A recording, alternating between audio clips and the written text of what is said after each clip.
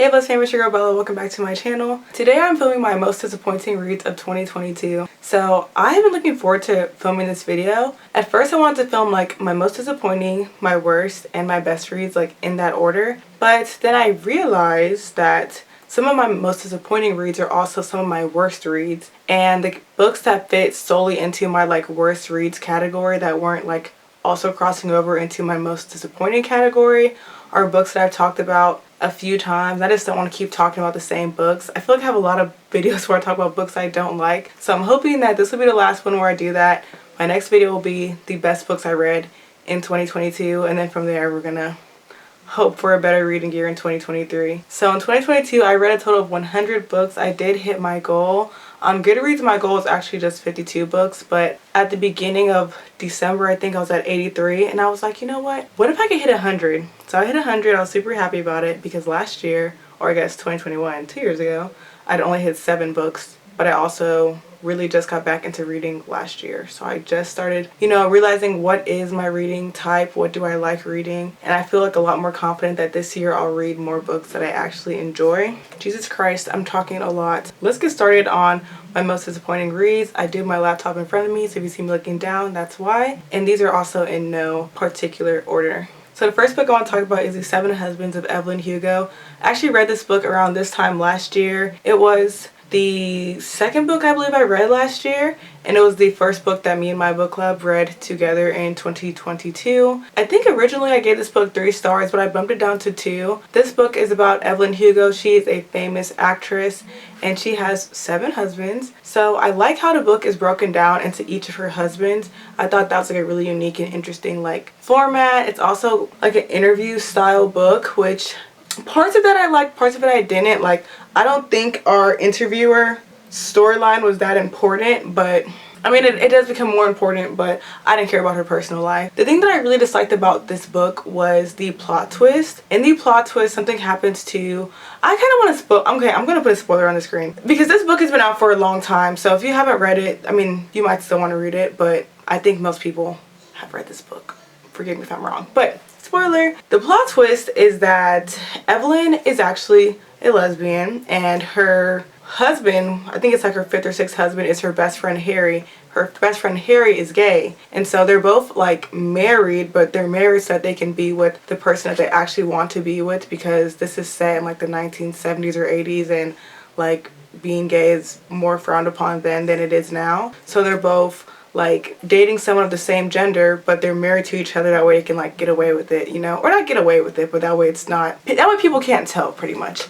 So Harry is dating a black man.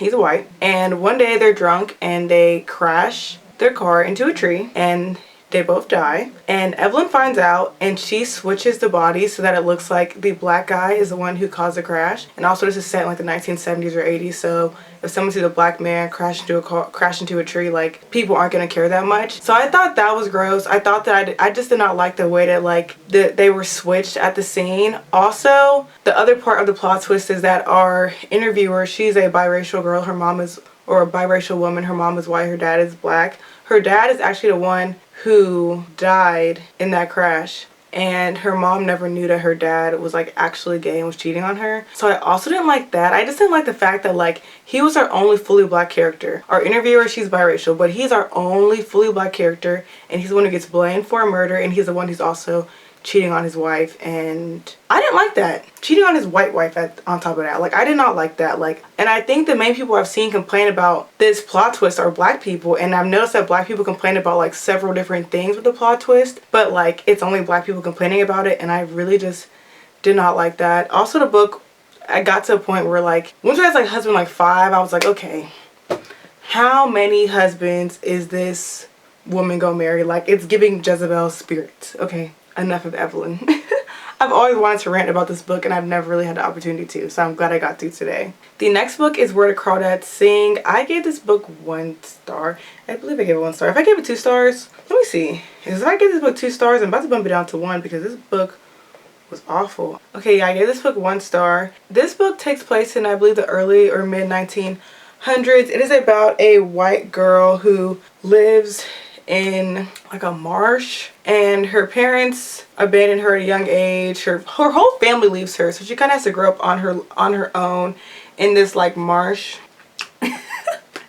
I don't care. I don't care. I don't care. My issue with this book is that I did not give a damn. I'm sorry, but like, I didn't care about this book. I didn't care if she was growing up in a marsh with no family. This book was boring. This is one of those books where I started off physically and I was on page 2 for like 10 minutes. And I said, yeah, I gotta get audio.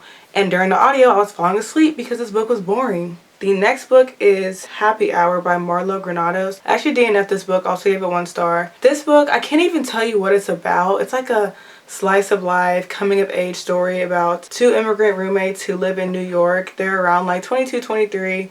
So it's just about like their summer, and I don't know, like I was at 30% when I DNF'd this and I just didn't really know what the point was. It's one of those books that's all vibe, no plot. Like there's not really a plot. We're kind of just trotting along. And with some books I can do that. With this one I couldn't, because I've noticed that with the books that I enjoy that do that, there still is like a point at the end of the day that you know you're getting to. With this one, I didn't know what we are building up to. I couldn't tell what the point was. Like, what was the point? The next book is Monday's Not Coming by Tiffany D. Jackson. I actually gave this book 4 stars. It is my highest rated, most disappointing book that I've read. I've only read 2 Tiffany D. Jackson books, but she has quickly become like an auto-buy author for me, even though I've read 2 and 1 was disappointing. It was still good, but it was disappointing. So the first book I read by her was Grown. Freaking ate that book up, loved it. The next one was this one, Monday's Not Coming. So I had really high hopes for this book. Tiffany D. Jackson writes a lot of like hard-hitting YA books, and this book was not any different. This book is about a girl, I don't remember her name, but her best friend Monday goes missing, and no one believes that her friend is missing. She's been trying to tell the adults, tell everyone like, hey, Monday's missing. And like everyone's kind of like ignoring her and not taking it serious. And at the end of the book, we find out what happened to Monday. And I think with this book, it was just a little too sad for me. Like, mind you, Grown is sad too. Like, Grown is sad too. But this one was just like as you read this book, there's just like an impending sense of doom. Like you just know it's gonna be really, really bad. And I didn't enjoy the journey. Like, I didn't enjoy it at all. And it was just a little too sad for me, and I didn't like it. Like, I gave the book 4 stars because the book is good, but I didn't enjoy it. But I read this book with my book club galleys too. We read Grown in 2021 and Monday's Not Coming in 2022. And everyone else in my book club liked Monday's Not Coming more than Grown. So I think I'm the outlier in this case. So you probably would like this book if you like Tiffany D. Jackson. The next book is The Love Hypothesis by Ali Hazelwood. This was the first book I ever bought from Book of the Month, so imagine my excitement. Like, I'm just getting back into reading. I get a book from Book of the Month, nice hardcover, and it's ass. Yeah, I did not enjoy this. This book is by our main character Olive and a professor named Adam, and it's their romance. So she thinks that Adam doesn't like her, Adam likes her, there's fake dating going on. It's like one of Ali Hazelwood's like STEMinist books, so all of her books are about STEM. I gave this book 3 stars. This is Ali Hazelwood's best work, and I gave it 3 stars. And I don't know, I don't think it was that good. I don't like the way Ali Hazelwood writes, because she writes like fan fiction, and it's like very obvious by how she writes. Like, it's very immature, and the beginning of her books are always really confusing. And I just also didn't care about their romance. I didn't like how childish Olive was. I don't like childish heroines. Like, I don't, especially when they're a certain age. Like, if it's a YA and you're childish, whatever. But when you're like 28, 30 and you still don't know what's going on, you still have just no perception of reality, like old boy was in love with her and she could not tell, like stuff like that just annoys me. And that's how Olive was, and that's how like all of Ali Hazelwood's heroines are, so no. The next book was 7 Days in June. I don't remember the author's name, but it's on the screen. Tia something. This book is a second chance romance. It is a black romance, which is awesome. It is about Shane and Eva. They were dating for like a week in high school. I don't know. They had like some like week-long whirlwind dramatic freaking romance in high school that was like super codependent, and they were just on drugs the whole time. And they get torn apart, and then years later they rekindle. And I thought this book was okay. I think I gave it like 3.5 stars. The main reason why this book was disappointing was because this book was just talked about so much. This book is really popular on Book Talk, on BookTube. Like, I heard so much about it, and it was a black romance, so I just had really, really high hopes. And so when I read it, it just was a little disappointing. It wasn't bad, it just was disappointing. It wasn't what I expected it to be. But I still would recommend this book if you like second chance romance. If you like books about authors, you might enjoy this. I just was a little disappointed by it. The next book is It Happened One Summer by Tessa Bailey. This is another book that was talked about so much on BookTube and on Book Talk that when I read it I was disappointed. This book is about our main character, I don't know her name, Piper, and I've talked about this book so many times too. I really don't want to like keep harping on it. I want this to be the last time I talk about this book. Piper is our main character and she throws a party. Her stepdad gets mad and she's forced to like live in this like small like fisherman's town in Northern California. Originally she's like an Instagram influencer. She's super rich, like she's never worked a day in her life, so her dad's trying to teach her like responsibility and blah blah blah. She falls in love with this fisherman. It's a grumpy sunshine romance. It's a small town romance. I just didn't love it because for one, the smut scenes were like awful. So I just didn't enjoy the smut, and people said that was one of the best parts, and I didn't really like Brandon that much. He was kind of grumpy for no reason. And also, like I said, this book was just so hyped that when I read it, it was disappointing. So maybe if it hadn't been as hyped, I could have enjoyed it more. I don't know, but not the best book I've read. The next book is The Spanish Love Deception. I'll say this again. This is another book that was just so hyped, and I was on wait at my library for months to get this book. I was like number 76 in line or something crazy like that. So when I finally got it, I was like, it's not giving. This book is about our main character. I believe her name is Lena, and she works in an office. She's an engineer, and it's supposed to be enemies to lovers. Her and her workplace co-worker are supposed to be enemies, but it's apparent that he likes her. They just had like a little communication at the beginning, and she took it like to heart and just harbored this feeling that Aaron hated her when Aaron did not hate her. The book literally starts off with Lena talking to her best friend, her work best friend, about how she needs a date to her sister's wedding and Aaron offering to go with her. That's how the book starts. So you never feel like Aaron hates her, doesn't feel like enemies to lovers, doesn't feel like they hate each other. It just is kind of like more so miscommunication, and it's supposed to be enemies to lovers. There's some fake dating, which I don't love fake dating in adult books because I think it's very childish, especially once it's at a certain age and if it's not for a good reason. And this book was just disappointing. It was very hyped, and when I read it, it was not all that. The next book is They Never Learn by someone, don't remember her name. This book is about a murderous woman who is on a college campus, and she has been murdering a lot of different students, professors, like she's been murdering a bunch of people, and she's always gotten away with it. And then eventually someone is on her tail because her murders are starting to like tie together. And her most recent murder was like super sloppy. So people are starting to connect, or someone is starting to connect the dots. This is a dark academia. I wouldn't even call it a thriller. It's supposed to be a thriller, but it wasn't thrilling at all. Doesn't that sound so good? Like a woman has been killing men on campus. Like that sounds so good. And it was one of my first dark academia books. This book was kind of slow, which made it sort of boring. And I just don't really agree with our killer's motivation.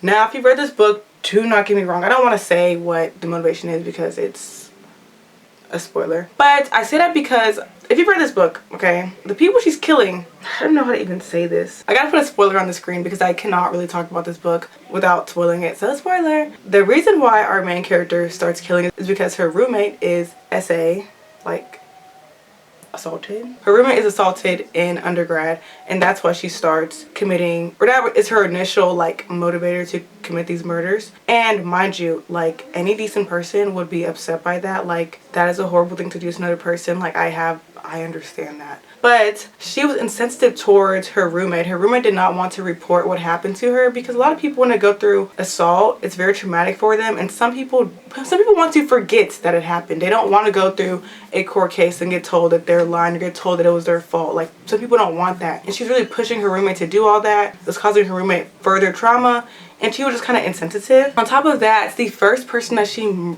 murders does not deserve to die because he's not an assaulter, he's not a womanizer, he's not a beater. Like he was actually her friend. He was the roommate's best friend and our killer's friend. Like, and he liked our killer, but she didn't like him back, so he starts getting frustrated. But he doesn't hit her, he doesn't abuse her, he doesn't do anything to her, and she kills him. And I was just like, that's why, like, I was just like, why? Like, a lot of murders she commits, I understand. Like, the murder at the very beginning of the book, like, I understand. But I just feel like her initial motivation doesn't really make a lot of sense. On top of that, the roommate ended up hating her because she killed her best friend. So it's just kind of like, and she ends up getting away with all the murders, and I wish she would have got arrested because I don't know. And it's going to be very controversial. I pray to God in heaven that nobody takes this the wrong way, because I am sympathetic to people who have been assaulted, like, trust me. But I just don't agree with the main character's motivation. I feel like, especially given how insensitive she was towards her roommate.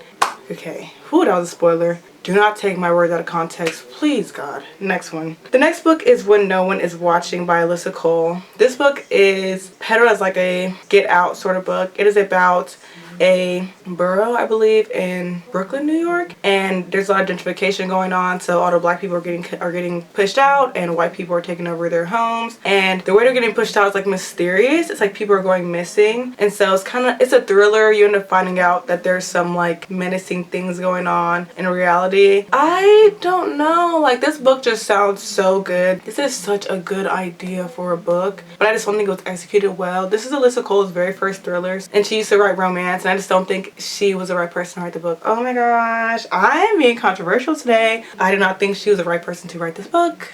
Like, this was a solid idea, but I feel like the book was slow all the way through. Then at the end, it's just rushed. Like, it's a rush to the finish line, and then the book is over. Like, my issue with this book was the pacing, and it's just sad because, like I said, this was a really, really great idea, and I just don't think it was executed well. She is writing her next thriller. It's coming out this year, and I do actually have a request for it at the library because I want to give her another try, because, like I said, this was a great idea, and I think that now that she's written a thriller and received some feedback, both positive and negative, I'm confident that her next thriller will be even better. The next book is Where We End and Begin. What book is it? Oh, the next book is Where We End and Begin by Jane and Caro. Oh, this book was so disappointing. Like, 1 star. 1 star. Disappointing. The reason why this book's disappointing is because I read Ties That Tether at the beginning of last year, and that was like one of my favorite books I read last year, despite the fact that I gave it 4 stars. It was one of my favorite books, I can't lie. Like, it was so good. So when I read this one, I was just kind of like, are you serious? This is a second chance romance about Obi and Dooney. It takes place in Nigeria. They have a romance when they're in high school, and then they are torn apart by a circumstance that we find out about later, and then they get back together. Of course, it's a romance. They're gonna end up together. My issue with this book was how childish Dooney was. Like, Dooney was childish, manipulative, evil, wicked witch. Yoruba witch. Like, did not like her. And Obi was a sweet Igbo king, so I just don't get why she was doing him like that. I didn't like their dynamic. I didn't like Dooney. Dooney was not good enough for him. And considering that I had read another book by this author earlier in the year and I freaking adored it, that's what made this book so disappointing. Like, this book, I believe I gave 1 or 2 stars. Like, I rated this book really low. The next book is Beach Read by Emily Henry. This is my first Emily Henry book. So far, I don't love Emily Henry the way y'all do. Okay? I think I need to read People We Meet on Vacation. I think that's a book that I'll eat up. The Beach Read, gave her 2 stars. This book is about 2 authors. They meet in college for like a very brief amount of time, and then they both move to like Ann Arbor, Michigan, and they're there for the summer and they're writing and decide to like switch genres and write each other's genres. But this book is more so like women's fiction, which a lot of Emily Henry books that I've read are more so women's fiction than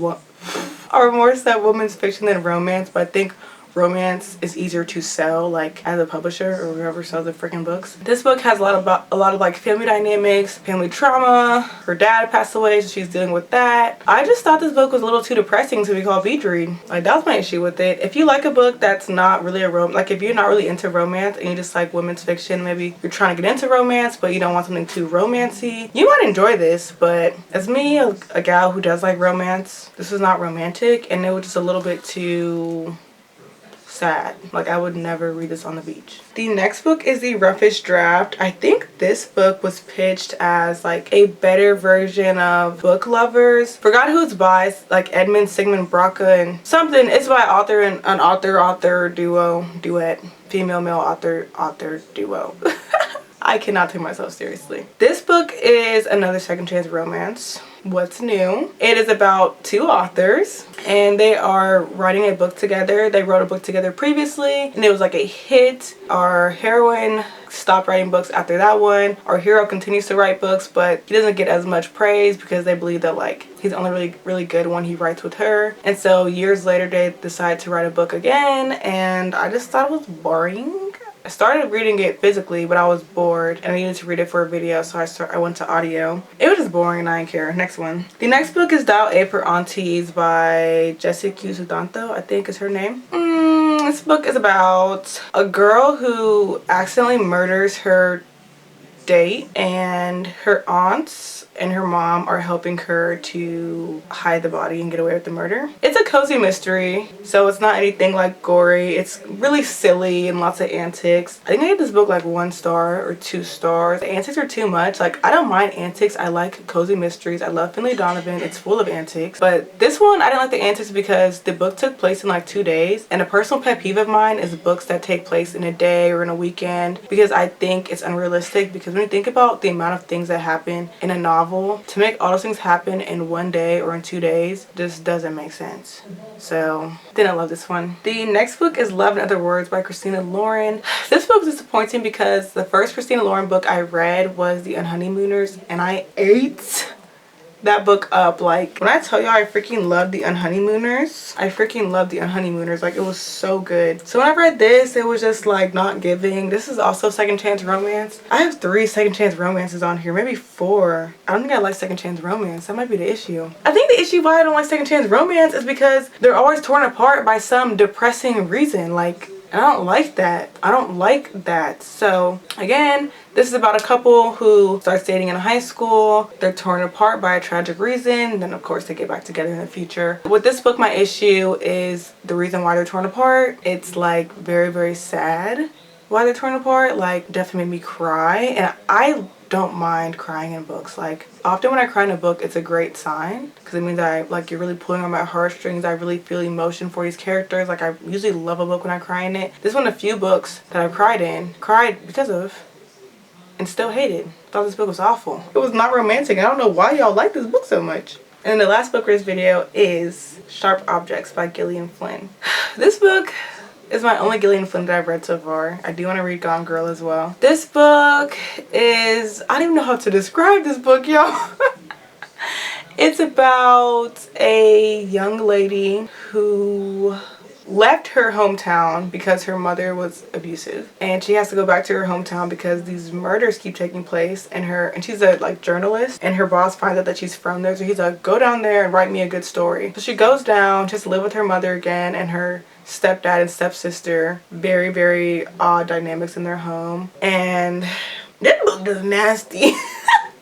This book is so gross. Like, it's so disgusting. Like, there's a lot of like self-harm. There's lots of like really gross sexual fetishes. There's just a lot of nastiness that goes on in this book. Like, this book nasty. Like, ew. I just couldn't deal with how gross this book was. On top of that, the book is only 200 and some odd pages, so it's not long, but it was boring. How are you gonna be gross, nasty, and boring?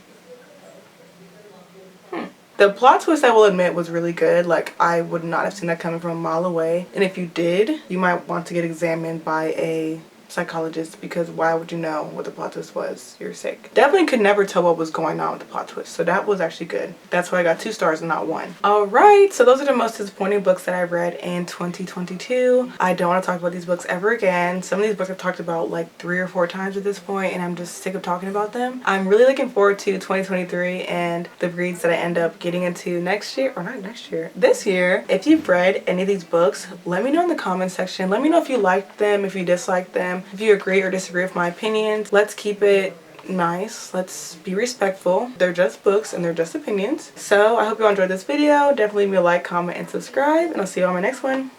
Bye. Oh, and stay tuned for my next video because it'll be my best books of 2022. Alright, see ya.